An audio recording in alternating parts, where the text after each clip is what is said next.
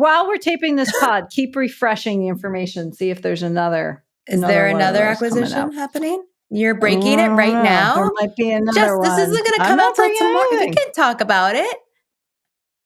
I don't know.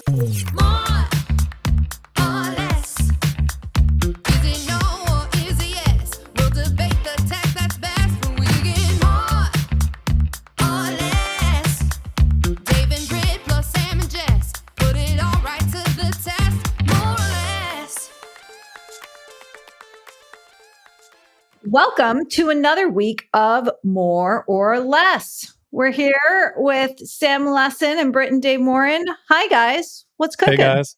We're not going to respond to what's cooking, given our last conversation. Jess, you tell us what's cooking. What's cooking, Jess? What's cooking? Okay. You have to fill them in on the conversation. The last conversation was just that we are going to spend 10 seconds announcing the podcast title, which we've done. So now we are free to discuss. And what a week it's been so far. It's been a week. Even I think it's been a week to talk about news and not bullshit. You think you see actual news to discuss, Sam? Yeah, it's wild. I can't imagine. Could you be referring to your favorite topic of all time? No, I can't be emotionally invested until it's done. Wait, what's your favorite topic of all time? This Hedge is funds? as close to done as it can get. No. TikTok. And I thought Sam gave up on it. It was obvious for months. We had our Zero Dark 30 countdown of like America defending itself by getting rid of TikTok. It looked good. It looked bad. I decided until that there's actually gone, I'm not celebrating. But I even deep down, I'm a little bit hopeful that America is going to defend itself. A year from now, when it actually becomes a law. I imagine our listeners are up to date, but if they're not, this week... This is not the podcast for you. Fair enough. But anyway, you'll get 5 seconds. Now, both houses in Congress have passed the bill that would force ByteDance to divest of TikTok for it to remain live in the U.S. And I assume AOC is one of the 18 terrible people that voted. Oh, no, she's wrong. Yeah, wrong house, Sam. Wrong house. Biden's about to sign it. The House did a last-minute maneuver by adding it to a Ukraine defense bill. We'll take it.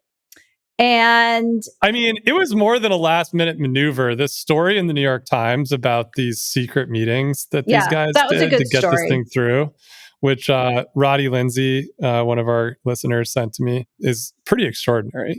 Absolutely. I mean, basically, and again, we've been tracking this a little bit week over week, but when the House bill came up last few months, TikTok was surprised. A lot of people were surprised. And I think what this Times story does is it shows nicely, I think, the 15 or so lawmakers that were behind the scenes trying to get it moving and actually keep it under wraps to try and curb some of the lobbying and get ahead of some of the legal issues. So what's going to happen after Biden signs this is ByteDance or TikTok is going to sue to block it on the grounds that it's infringing on the First Amendment.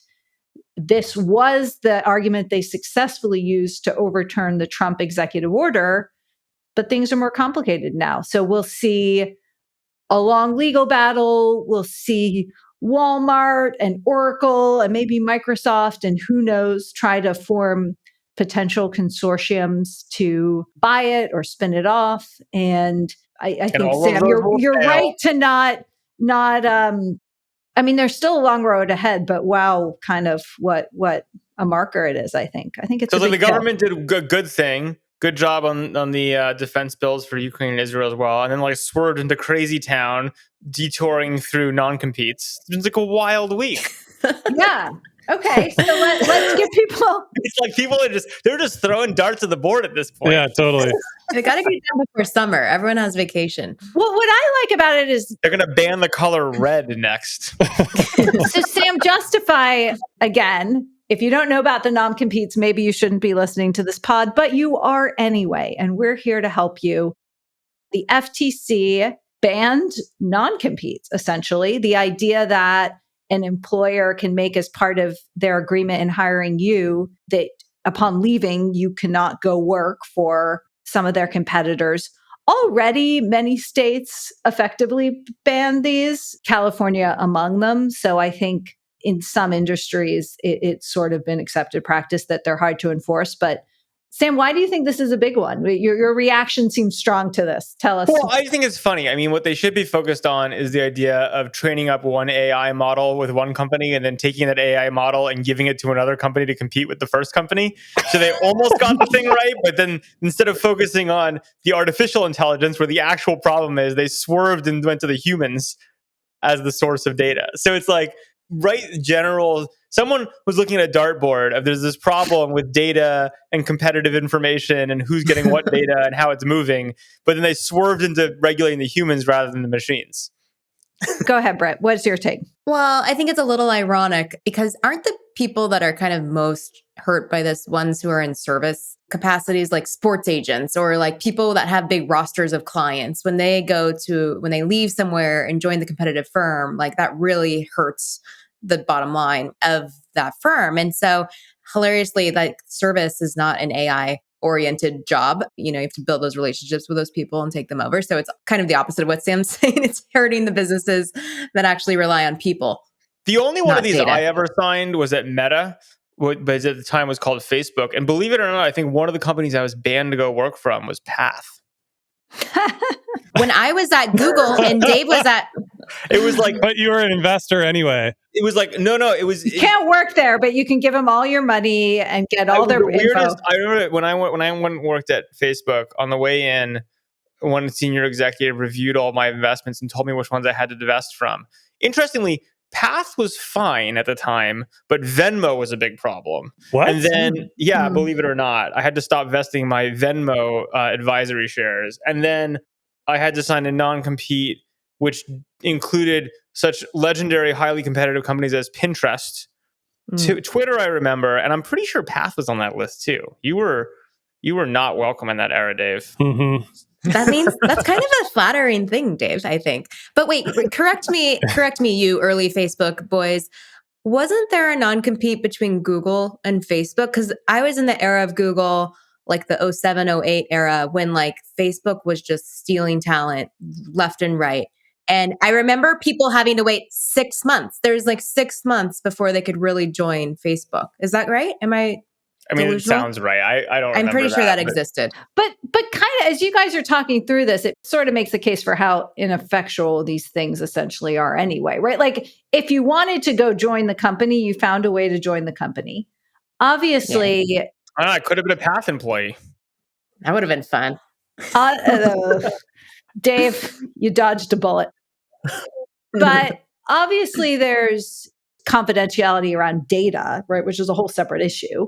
So presumably you're still bound by not sharing confidential things with your new employer. So Sam, your point is that this just shows the government doesn't have his eye on the real problem. No, I'm just being a little bit silly. I mean, I do think that the government, I think it's different parts of the government, but I do think it's going to be very funny because at some point as intelligences merge, we're going to have some AI model that someone built to work for some company.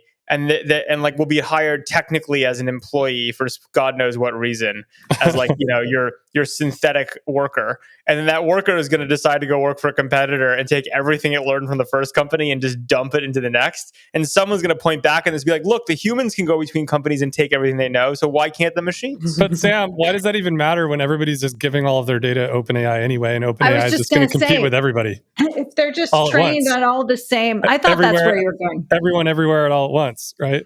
Can I bring it back to TikTok? Is there any way that Sam Altman buys TikTok? No.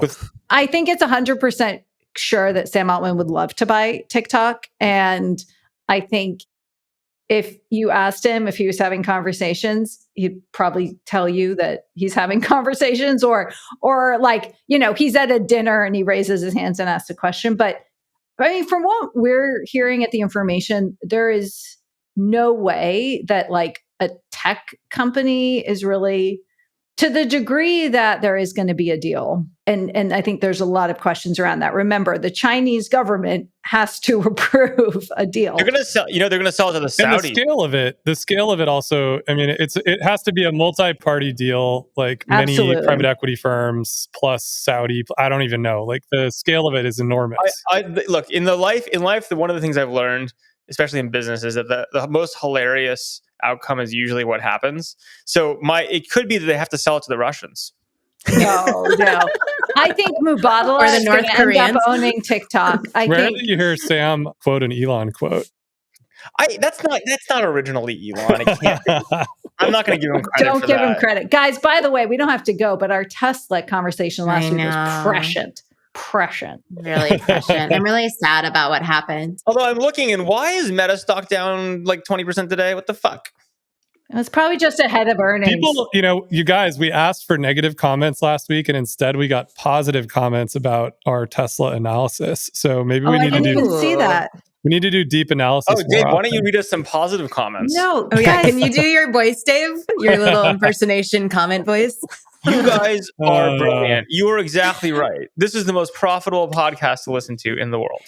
Did you guys see Reid Hoffman just dropped a LinkedIn video series of him interviewing himself in AI and asking himself a ton of... I think Really? Dave should do this, but about our podcast. Guys, oh my God. This is brilliant. It was like him on him, but an AI him. Yeah. Okay, I'm just going to do me interviewing myself. Like you just get. You don't need us, Sam. You go on your own. The things the world needs less of. That actually is the right next interview. That's great. God. Britt, as you were saying this, my heart was sinking and sinking and sinking because I'm envisioning the wheels turning. Read versus read. The only thing is better than a screenshot essay is me just interviewing myself. You guys, it's just a window. So Sam, we were talking. You can do like YouTube and Instagram Shorts where it just clicks between two versions of you from different angles. Yeah, it'd be perfect. What I could do is, since I haven't shaved, I could do it like all the questions, and then I can shave and do all the answers. There's so many things that are possible, but not all should be done. Although we were hanging out with some Hollywood people last week, and Sam was asking a lot of questions about how much actors get paid. And as he's doing it, again, I'm like, where is this going? Where is this going? Where is this going? By the end of the car ride, he has an idea for a movie that he's going to make. I don't know if he's ready to talk about it yet. You might not be ready. Wait, Sam, you're getting into movies now? So look, I think we should get into movies. I know it's a cliche for Bay Area technologists to be like, we should be in the movie industry. Not the first person to go on with this, but I think that like basically in 2024 with the right team, for like $100,000, you can make a pretty good documentary. $100,000? So, no way. Yeah. What are you using? Sora? Our dear friend Jessie is shaking her head listening. No. Look, Jessie has a different sensibility and cost structure than me. She cares about quality things. No. I think this. I'm going to start. I like this idea of cheap, high volume documentaries as a form of influence and profit. And I think there's a way to do this. Like, there's the whole horror genre where people make super cheap horror films and then sell them. It's a great business and in its time. But I think that cheap documentaries really are the future. Who are you selling them to? Feature length. What are we talking? Like Netflix documentaries? No. So my first documentary, I'm thinking about like all of my strategies and things I want to do in life is I'm going to make one. I can't decide if it's called Fixing Harvard or Saving Harvard. It's going to be the Harvard presidential search and saving Harvard. For like $100,000, I think it's very money well spent, right? From an influence and documentary perspective. And who buys it? Harvard? Well, I could buy it. See, this is the thing. Sam doesn't Who care distributes it? Who distributes it? The information, obviously. Information distribution. Jess, what's your media buying budget? Jess, how many email subscribers you got? Can we just like hit send on this puppy? Millions. Oh my God. Okay, so now we've gone through Sam's hobbies of the moment, spurred by the idea of but back to Reid Hoffman. Is this like, I don't even know where to put this in the trend of VCs doing their own media, because it's not even like why does Reid think people want to listen to this? Because people do. He weirdly. says, here's his caption. Ready? He posted this a few hours ago. Can talking with an AI generated version of myself lead to a deeper awareness of how I think? That's what I wanted to find out as I continue to explore the latest AI technologies in hands-on ways. Britt, I think you should talk in your podcasting voice the entire pod instead of just... That's my Reid Hoffman voice, Dave. I would love to make fun of this, but if I were Reid Hoffman, I'd probably do this too. No, I love this. He calls it the real Reid Hoffman and the AI generated. It's a split screen. Yeah, if you were Sam Lessin, you'd do this. Good. I love Reid Hoffman, first of all. Let me make that disclaimer. And I think he is always trying out new things. He's actually like one of the best high quality technology VC entrepreneurs that I know that makes media. Like he's got a whole media He's team. also It's the really most impressive. invested in AI, which is saying a lot because everyone's invested in AI. Yeah, but he's very invested. I think it'd be very funny if he had captioned it, "One AI read interviews real read. Can you tell which is which?" They're pretty good. The AI read looks slightly younger. That's the only thing as I'm scrolling And like through this sexier, right. I assume. A little sexier. He's wearing a slightly better outfit. Glasses are the same. Anyway, you should check it out. Okay, everyone look at this. I don't know if this qualifies as a pop culture reco, and we'll get to that later. But okay, so we've got TikTok, we've got the FTC taking moves. Dave, you had some things caught your eye this week in the technology and finance headlines. Would you like to share? Did they? Well, I just thought it was interesting. We've got a lot going on with ETFs and hedge funds. There's a lot of headlines. Our ARK funds look like, I guess there's been 2.2 billion pulled out of ARK. Can someone explain to me the Cathie Woods thing? She's never seemed that smart to me. What is her deal? Know. We did a great profile of her she's an Elon kind of. Explain who Cathie Woods is. Cathie Wood runs a hedge fund called ARK. Was very long Tesla for a while, right? And the latest news is that investors are redeeming. Is that what the hedge fund word? I don't really understand. Is it that people liked that she basically was just indexing a bunch of tech crazy shit and like they could put it in because it was technically an ETF? Like, why does anyone listen to her? Because she doesn't seem that smart to me. I think it's just an ETF. I don't even think this is hedge, right? No, it's just an ETF. But so is it because these people have allocations to ETFs? They have to put it somewhere, and then she's the one who sounds techno craziest. So if you like tech, you just give it money to her. Was that the play? Maybe. Yes. I'm not sure. I just don't really understand why. I mean, nothing I've ever seen her say seems that good. Well, I think that is it. I mean, there was a time and a place where investors would just rush into anything shiny that looked tech-like. All the big hedge funds did it. And we all were, this was part of when the late stage game changed. But the big late stage player, you had Tiger, Coatue to some degree, right? I mean, they were launching different kinds of funds. These weren't out of the same pools. But at the same time, you're seeing the same thing. It looks like Bridgewater, Dalio is in the headlines for the same reason. You've got New Mexico, Oregon, Ohio public pensions slashing their investments there. It just seems like there's a lot of outflows at the hedge and ETF level, which is different than the conversation that we've been having about venture. And I just thought it was interesting. There's a real pattern this week in this part of the conversation. So where's the money going, Dave? I'm not sure. I mean, I just picked up on this yesterday. My sense is that the hedge fund guys have been underperforming for a long time, right? Yeah, unless you're the medallion fund. There are always exceptions. And by the way, the idea that you can have like a very flexible pool of capital in the public markets and do well with it, obviously, if it's sized properly and you're smart, you can. The problem is it can only get so big without becoming a bad strategy. A lot of these guys got way too big or candidly just got competed to all hell, and the public markets are way less interesting than they were. So again, the idea of a hedge fund is not a bad one. It feels like the big names have got to a weird place. You can't do it at scale because it's just harder to get the volume of returns at scale. So this is like a law of big numbers. Like if you're moving gajillions of dollars, like you start moving the market yourself. There are fewer opportunities that can actually matter, right? Like you find an opportunity to make $50 million, no one cares, right? And so like the problem becomes look, a lot of smart hedge funds obviously know this, and that's why they return capital and cut their scale and eventually end up being family offices of the founders because they can't operate at mega scale. Then you have the super mega scale guys that are just doing like algorithmic trading, right? And market making. That's actually the question that I think is kind of interesting here is this spectrum between human, I guess, Sam, it's kind of the same thing that you were bringing up earlier on in the episode, that on the one hand, you've got humans making decisions, right? And on the other hand, you have computers or more and more AI making decisions. And it seems as though the people that have built the mathematical models that are really working, Rentech and the Medallion Fund being probably the most famous example of this, just seem to continue to win against the human fallibility of decision making. And on the other hand, the humans making decisions in the old hedge way seem to be underperforming. Well, I think it's a traditional middle drops out story, right? Yeah. Where there's no question that the biggest funds in the world, I mean, my understanding, which is cursory, but it's not zero of what's gone on, is one, look, market making is a super profitable activity. Yeah. There are opportunities if you are mega scale, and then you take those fees and you hire all the best people at super high prices that no other fund can afford. So there's like a small number of funds that have broken away in finance, just like in tech, right? And there's like, they're playing a completely different game and they can make it work.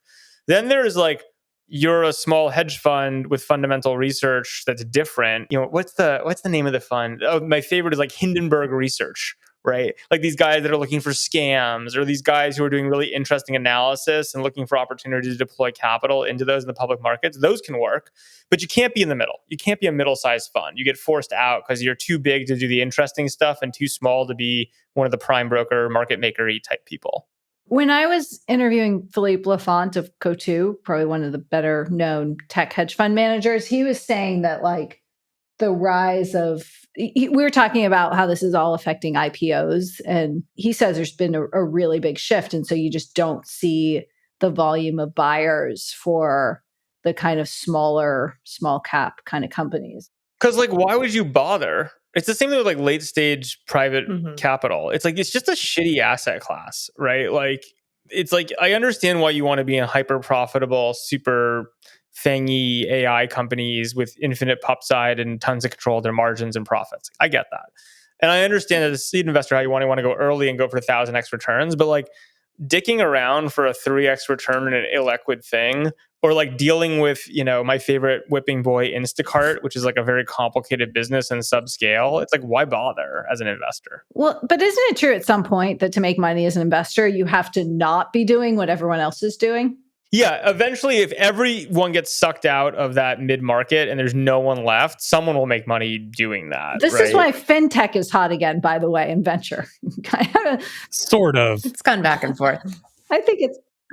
Sort of.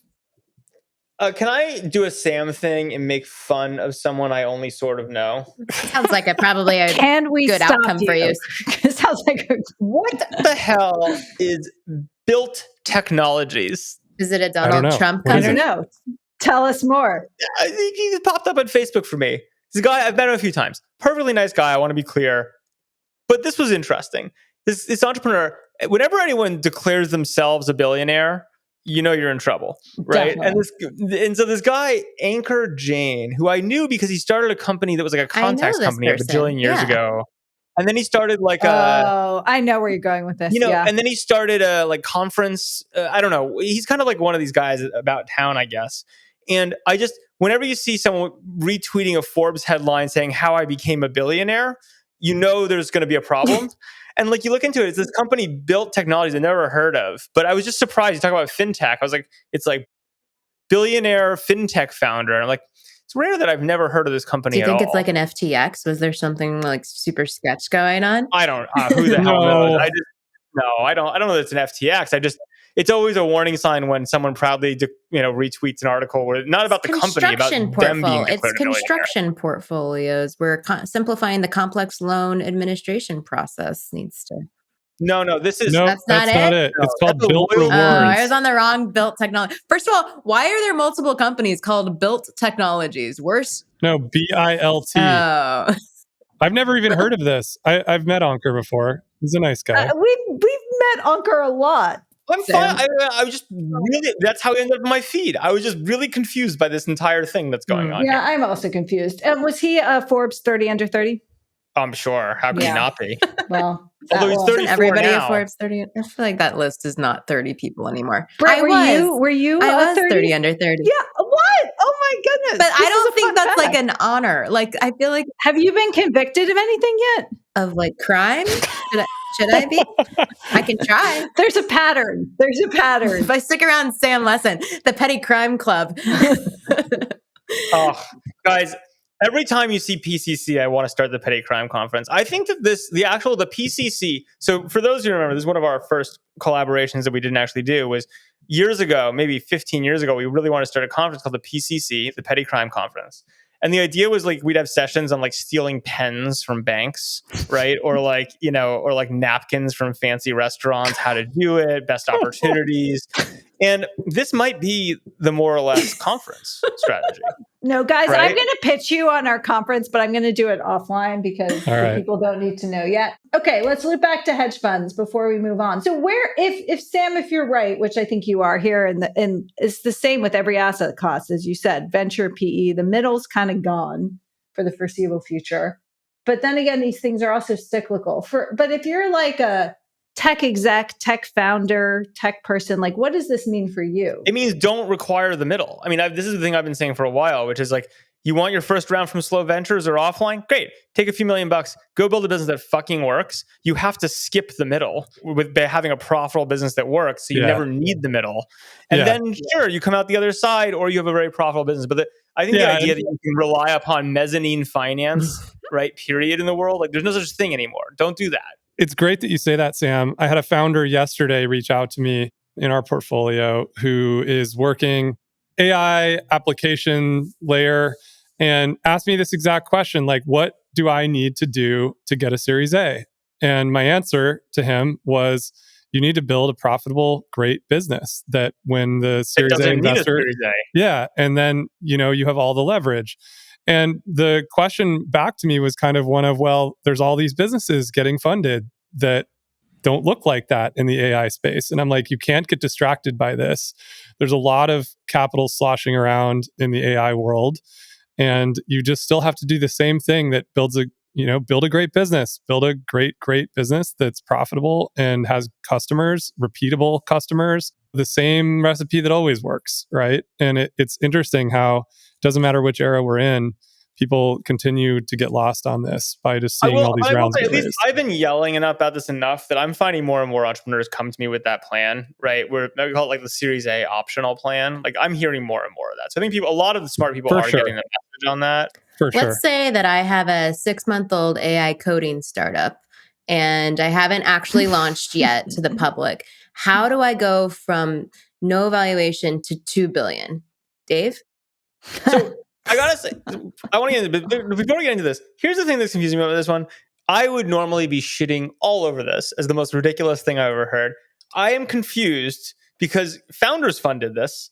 And I actually think they're usually both disciplined. And I know for a fact that they're not the type of fund that cares about management fees, which is the normal reason for doing this. So you guys are referring the answer to that question should not be call founders. Okay, Jess, why don't you back up and tell the people what I'm talking about? You're referring to the information scoop that Founders Fund has led a $175 million investment in Cognition, which, as Britt said, is an AI-powered coding assistant. Devin. Without knowing, named Devin. I'm reading the article now. It should be a girl's name, but let's keep going. Well, yeah, I think it should be like a minority girl's name, because then you have diversity goals. Knowing Ruchi. Let's call it Ruchi. Knowing absolutely. I don't think Indians count as minorities in the tech world. No, I don't think they do. Keep going, I feel the need to speak before Sam gets canceled. This is my protective banter. This is a great thing to bring up, Britt, and I think I want to circle back to the broader, like, does this is a confusing data point against the existing narrative of AI funding. To answer your question though, Sam, the answer to why Founders Fund did this, I'm sure, is they like and know the founder. That is why they would do it. So I'm not saying that's good or bad. And I actually have talked to 0 people about this deal, so I have no idea. But they do these things all the time just because they like the founders. That's why they're called Founders Fund. When evaluated on the SWE benchmark, which I didn't know was a thing, Devin correctly resolves 13.86% of issues unassisted, far exceeding the previous state-of-the-art model performance of 1.96% unassisted. So, it's 7 times better than the previous model that could do this. But also it's only 13% accurate. But it's only 7x more expensive in evaluation. I want to try this thing. This is one of these classic like chart plotting games where like you're at 1% and you're like, and the pitch deck shows an exponential curve that asymptotes at 99%, but the other possibility is that it S curves out at 13%.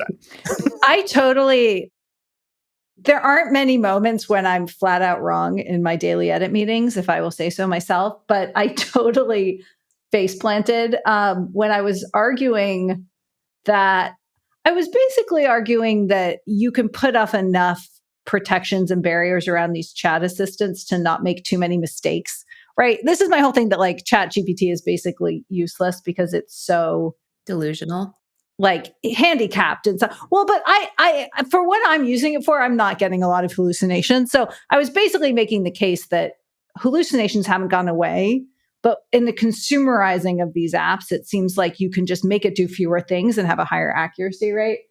And my entire team was like, you're making that up, and then proceeded to create like 7 examples on the spot of just blatant errors ChatGPT was making.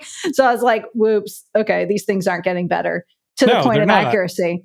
But I think what's interesting about this deal, and I think we reported another similar big one earlier this week, that was more around robotics. I was kind of thinking that post-inflection imploding and being sold off to Microsoft, you were going to see at least a little more caution in these early AI deals because, you know, with all these big questions around business model, competitive advantage, what the big frontier models are going to do, it seemed like maybe VCs would take a little pause. And then Monday happened. Jess. Jess. So VCs, what is the level of exuberance around AI startups now compared to 6 months ago? I mean, I think that the more interesting story this week related to AI was that Microsoft launched this new Phi model that is like... Oh, that's this little one, the Pico one. Yeah, but they've got a little one and then I think 2 larger ones that are coming. I mean, it's clear that Satya wasn't messing around, right? Like they are going to bring incredible levels of investment and launch real models. And so they've got enormous distribution advantages into the enterprise. And so I kind of think that that to me was actually, as an investor, a stronger signal than any of the other stuff that we're talking about. I'm sitting here going, okay, these guys are going to bring their own models into the enterprise. A lot of the business in this is in the enterprise, and no one in the world is better. And so to me, like, this is a much more intense piece of news this week. But just to go back to Jess's question, if I can answer it for a second, this is like, it's just like the pro-Hamas people, you know, or like anything. Like, let me explain. Okay. Connect Hamas and AI funding, please. It's like the extreme right and the extreme left. What's happened in VC is that everyone's digging their heels in what they believe, right? And so if you're someone like me who's in the camp of this is a great disruptive business technology and $0 will accrue to startups and they're all going bankrupt, I am now a zealot for no fucking way, right?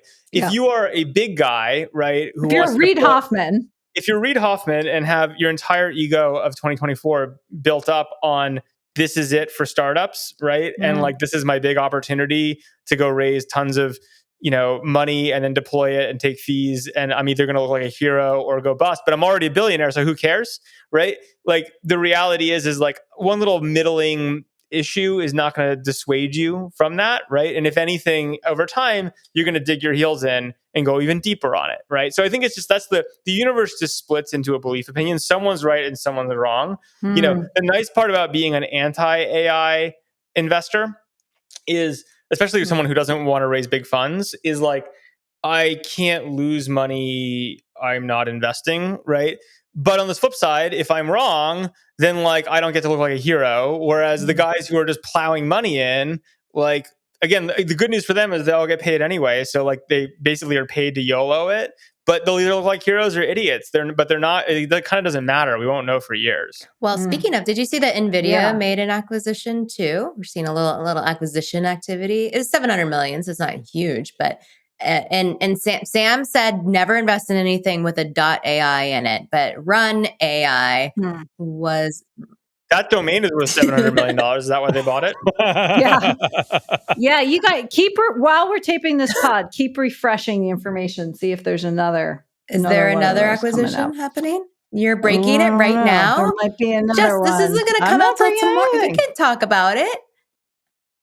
I don't know. Something could happen between me signing off on a story and it publishing. I don't know. It's true. It's in the dark. Sam, I think that's That's it. Thank you for that description of what's happening in venture capital. I now want to go to Dave's point about seeing all these new models coming out and seeing Microsoft.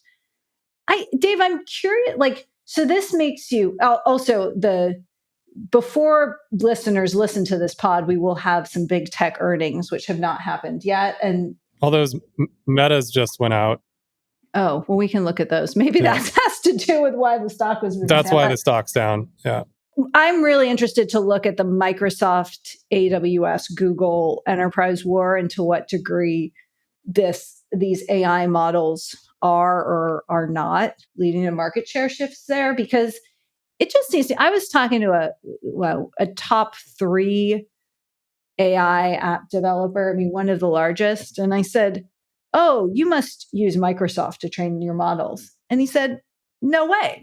We're all AWS and Google."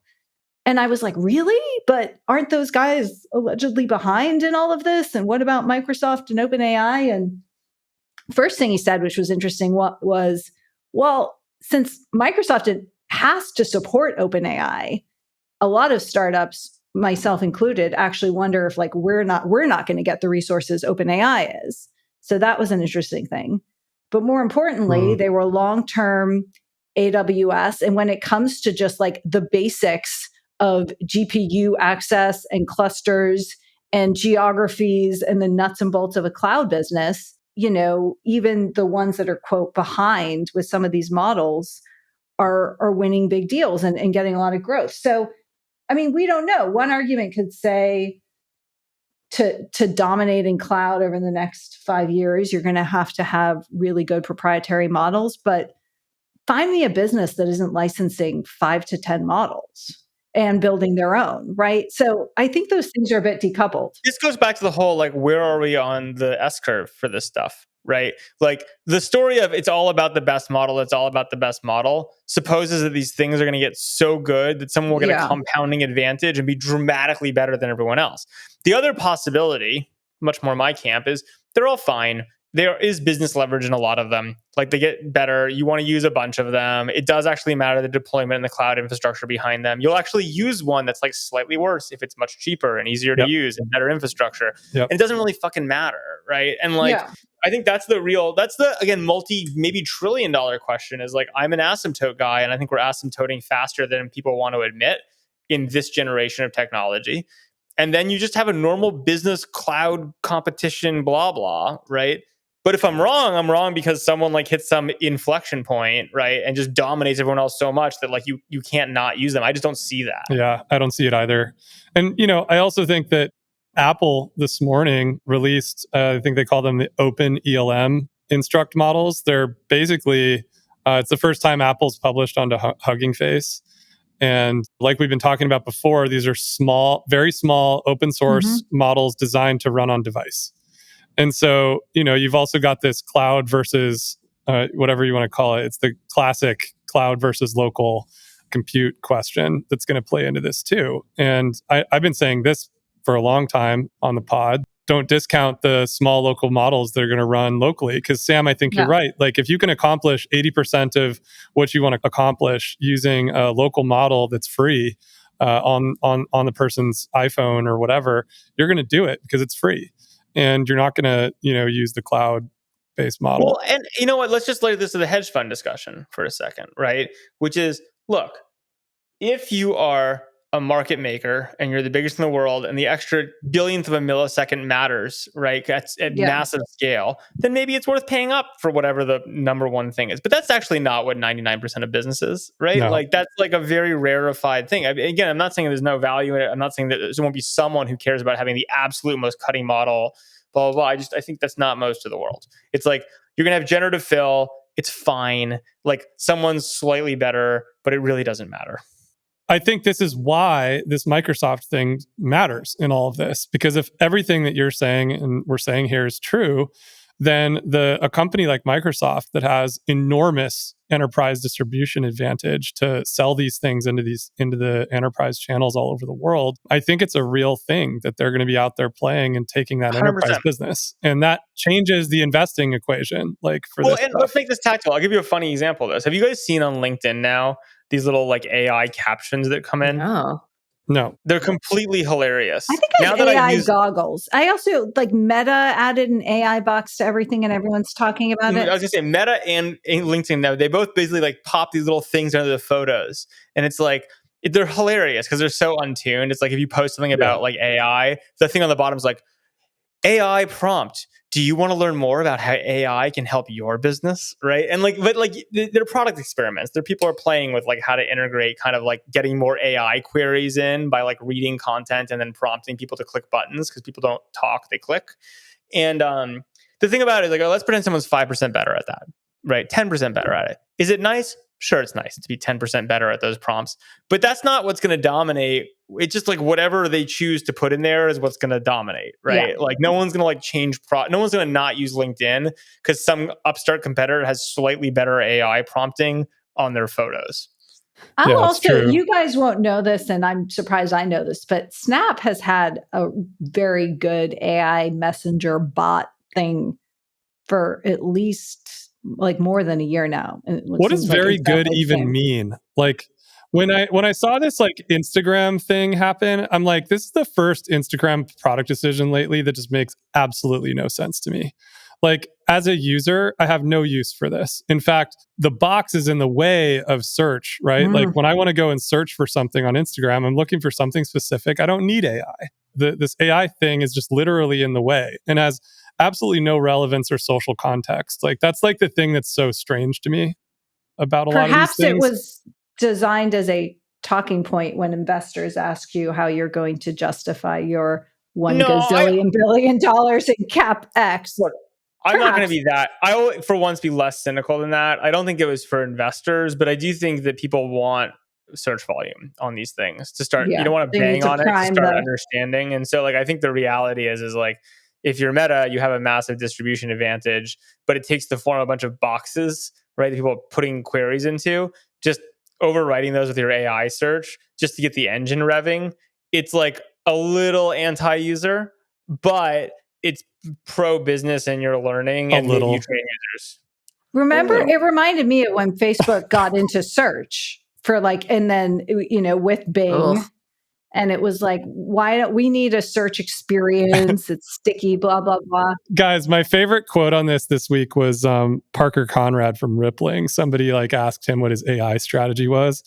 I don't remember what the exact quote was, but he was basically like, we don't have an AI strategy. There's no AI in our product and there won't be anytime soon. And I'm deeply Parker skeptical. On the pod. Yeah. I'd like to hear from him. Big round. We can do a Parker thing where he can just talk to himself. We should do pod experiments when we're gone for a week and we need a guest. They ask themselves the questions. No, we just have each of us can be an AI version of ourselves and we can see if anybody can guess.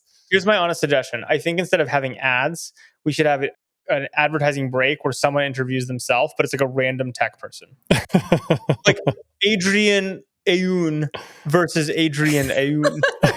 He would totally do it. This is not a bad idea, but we need to get the rights. Meanwhile, I'm going to ask Parker if he wants to come on the pod. I'm also going to ask Elon Gill because I think if we need the AI VC bull. I don't feel like Elon will do it as much as I like him and respect him. He's going to do it. Brett, I want to, before we move to our final segment, the consumer AI, like, is there a role you think for AI and Instagram, AI and of course, if you go back to your Pinterest there's thing, totally a role. But I agree with Dave. It's so I just went on Instagram and it's Ask Meta AI anything, and it makes no sense with the Explore feed. I just put in Taylor Swift, Travis Kelce, obviously, and it took me to. It was like, did you know that Taylor Swift is rumored to be dating Travis Kelce? I'm like, I was expecting it literally photos, doesn't make not sense. A GPT answer. I'm sorry, but this is like downvote, bad product decision. Okay, Dave gives it 2 thumbs down. Take that. I already get tons of AI content on Instagram because there are all these accounts that are now fake hot girls.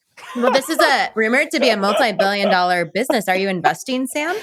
No, but I will say you run into them. And what it does is it devalues the real hot girls. Like this is a place where I think there's going to be real disruption. My favorite part about Jess's new cameras is that we get even better facial expressions. I mean, I'm just being, look, I in every man be honest so that I can experience the digital space. And like, I think this is a place where like, if there's anyone that should worry about disruption from AI, it is like very plasticky fake girls on Instagram, because like they can be beaten by bots and the bots are already showing up. So seriously, this was an article in the last week. Chew on that. AI girlfriends interesting is forecasted to be $1 billion business. Like this is a prediction of the, I don't know, people are making. Whereas AI boyfriends are only a fraction of that, because I don't think AI boyfriends will be a $10,000 industry. So not unless they behave like romance novels. I think AI lesbian girlfriends would be a bigger market than AI boyfriends.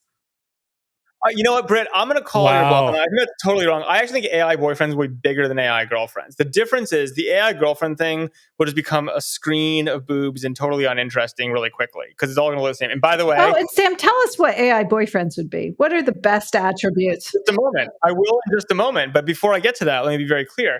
There's only so much range you have in that. Men are simple creatures. It's a very competitive market. And the reality is that to Dave's point about model sizes and how good these are, it's like, look, the 1% better photo does nothing. Men's brands don't care. Whereas, let me be clear, women, I think there's way more range for deep, durable companies in AI boyfriends, because it's all about talking and like knowing who the person is and asking questions. Yeah, it's romance novels. And those actually, the romance novel industry, I'm sure, is pretty big. But my bet is that you actually care a lot more about personalization. Who owns all the romance novel content? Yeah, licensing, that's not crazy, actually. We should do that deal, Sam. If we could pick up what is it, Danielle Steele? Is that right? Yeah. That's an estate that's worth a lot, because if you can pick up those characters, you want the rights, and then you feed those through with really personal, like they really know you and really care about your day, and it's a talk thing and whatever. There's a lot more range to that than I think the male AI I'm going to agree with you, girlfriends. Sam, for the first time in my life. And I'm going to make a digital product entertainment suggestion, which I think Paul Graham actually posted about, right, Dave, yesterday? Who knew this was where this pod was going to go? I did. There's this online test you can take. It's called Reading the Mind in the Eyes. And it only shows you photos of eyes. And sometimes the eyes are squinting, like they're mad, and sometimes they look happy. And you have to pick the right emotion that only the eyes are signaling. And Dave and I did this yesterday. I got like almost 100% accuracy. Dave was a total failure. And Paul was saying, no, I wasn't. I got 28 out of 36. That's way better than the 13% coding guy. Come on. And Dave Paul did this with Jessica, his wife, and she got 100% accuracy. And so my new theory is I think women have higher discernment of emotional context in eyes than men do. We read the room better. We're more emotionally connected. This is classic Brit. Classic Brit taking an overgeneralizing science for her own benefit. I want my AI boyfriend to have really strong eye language. I need eye contact, emotional signal. Dave, are you listening?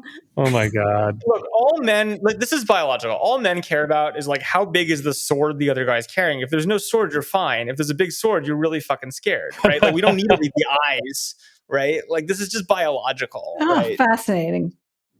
Let's all take the test. Sam and I will take it, report back. You can guess we'll on drop our the link in the show notes. In the comments. Yeah, we'll drop a link. I'm going to take it again. I was going too fast. I think there should be a test. If there was a test, which is you look at someone's body and it's like, is this person going to try to kill you or not? I bet that would do pretty well at that. Fair. I agree with you. Yeah, Sam, there was only like one question on there that was about aggressive, facial expressions. No. That reminded me of the joke. You guys know the comedian Nate Bargatze? No.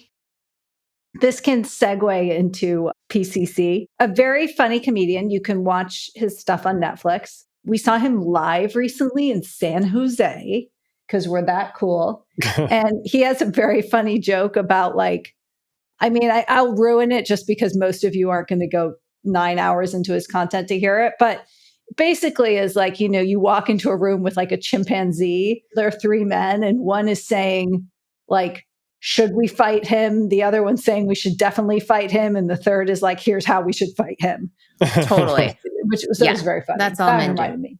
But he's very funny, and actually the joke. The point is that the women would go into the room and 0% of them would consider. Well, we'd read their eyes and we'd know if it was worth fighting them or not. They're actually been mad at us. And then this also dovetails, Jess, into the last article that I sent you this week, which is the Bloomberg piece on why everyone in finance is getting ripped.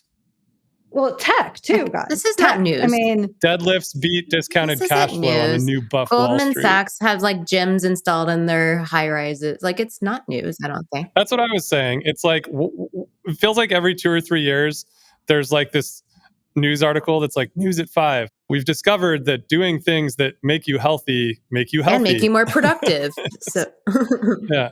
And then you also have the class. I mean, got to hand it to Bezos. He started the tech gets fit. We call them Rajes. Really? At Offline, we have a word called Raj, ripped old guys. So I gotta say, in this example, they have like a guy who's 55 who's back squatting 320. And I gotta say, I did back squatting today. And guys, I can't really back squat. You're not a Raj, right Sam. now. You gotta be a Raj. That's fine. I'm not too far off, but I was thinking about it and I was upset by this fact.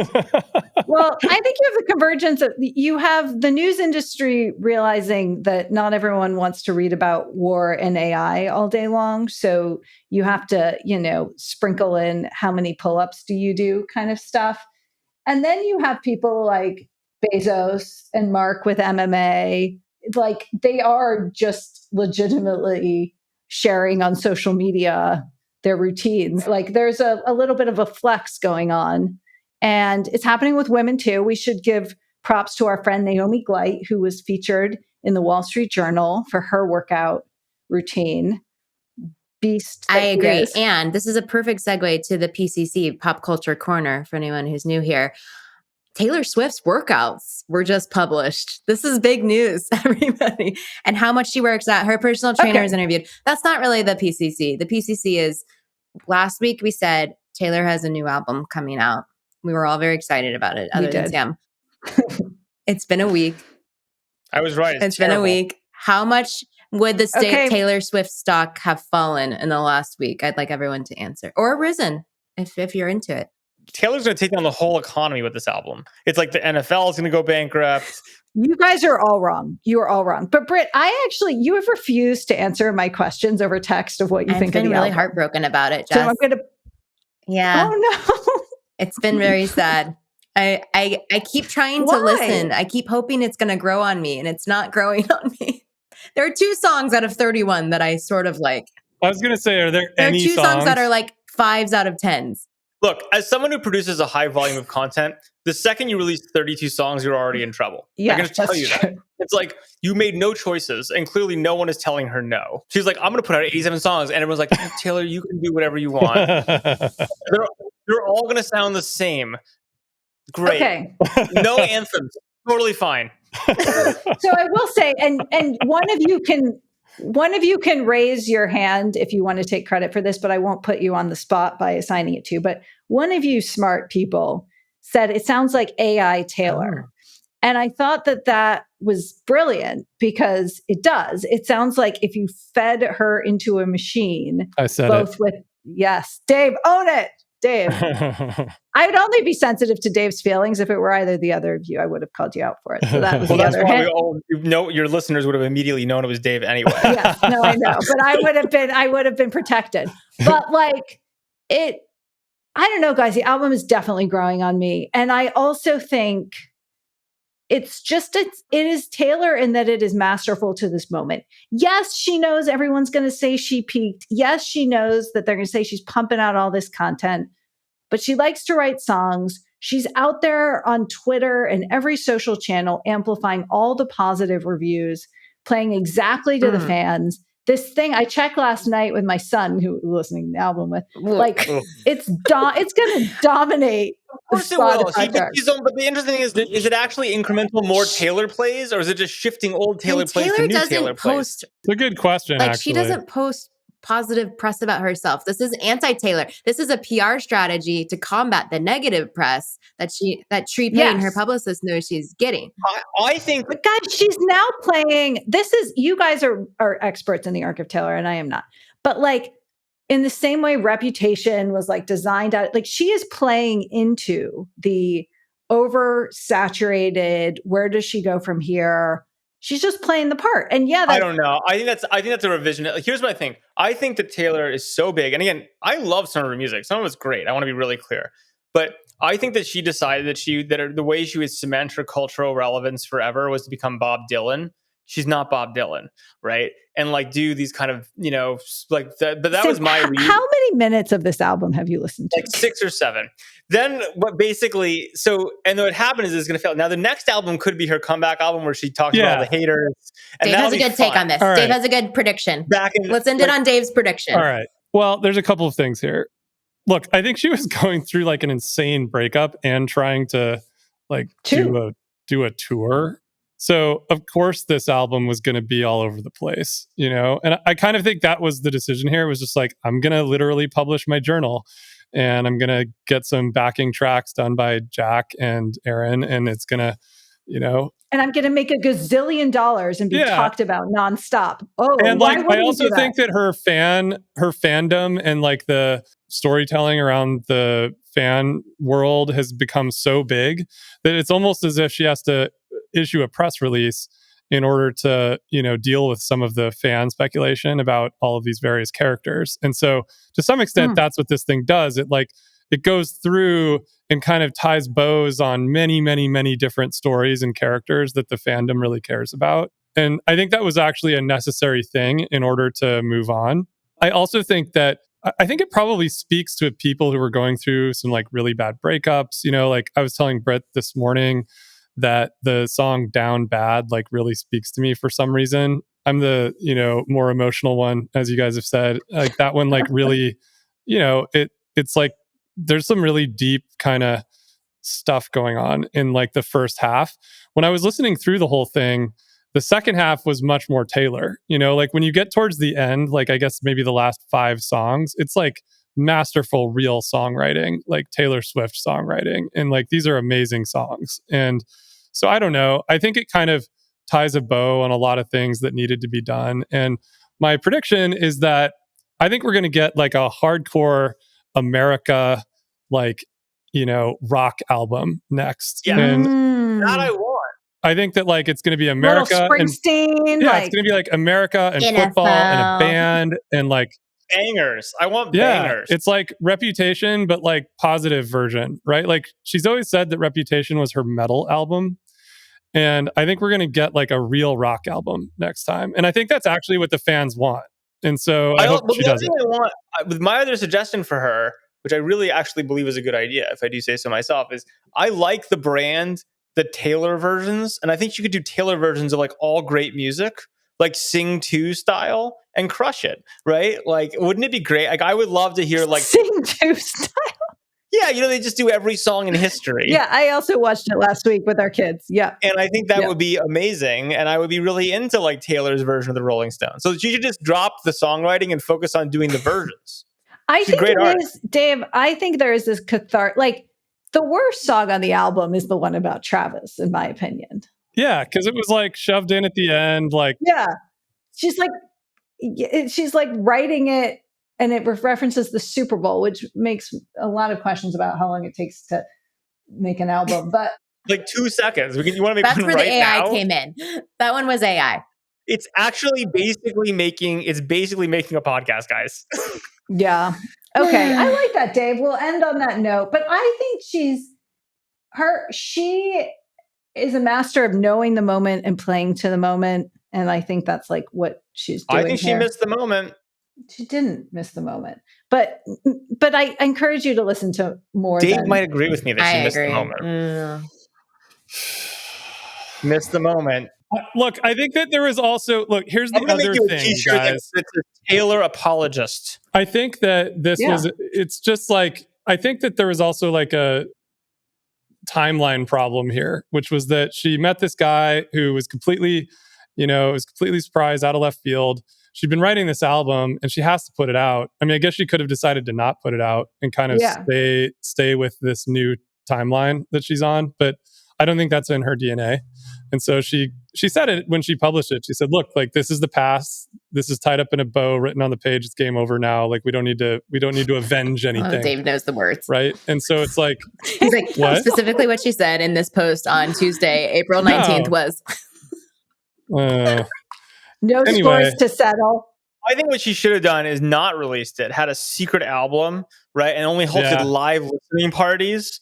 And they made it a super exclusive thing for super duper fans. Could have been better. And been like, I'm not ever releasing this. This is my burn buried box. Now I'm moving on to Pro America Should have bangers, called it Burn Box. And I'm not going to give up the... Because like right now, like we've got all of a sudden, I got to say, Beyonce's bangers. Agree. Better. I can't believe I'm in agreement with Sam so much today. What's happening? No, you guys are overthinking this. Creators got to create. Artists got to art. Talk about artists got to art. You're talking about producing AI podcasts. This woman's got songs. She's going to put them out there. She's going to make tons of money. People are going to talk about it. But again, is she going to make money? I think it's just a mix shift. I think it's all the same listeners. They're just coming off the old Taylor stuff to the new stuff. And I mean, you know how many sweatshirts people are going to buy? She's going to make money. You can't have a new tour. She would have sold the sweatshirt anyway. It doesn't matter. No, that's not true. I'm going to tap out on her TAM, I would say. Yeah. You think so? The TAM of Taylor? It's interesting. Like I was looking at the most streamed artist of all time on Forbes.net, looks at Spotify and everything. And it's interesting, like she's still, number 3 on Spotify most streamed artists of all time. Is Drake bigger? Drake's number 1 in Bad Bunny. Sam, it's your favorite guy. And then it depends on which chart you're looking at, but The Weeknd actually has the most streamed song of all time. And he tends to be above her in most charts as well. So she, to Sam's point, like, is she gaining incremental new DAU? It's like, this is a reasonable question to do some analysis on for next episode. Okay, DAU, TAM. You guys have lost the plot. I'm going to go listen to some Down Bad or some, I really like the... I Can Do This With a Broken Heart. Who's Afraid of Little Old Me? Great song. It's a great title for a song. If it were a banger. Who's afraid? Okay, friends. Well... A big thank you to our listeners, our viewers. If you're not viewing this pod, you're missing my new high-res camera, among other things. So the lessons have all gone black magic, just for the record. We've got to upgrade now. For the next week until we try something else. Morans are on Opal.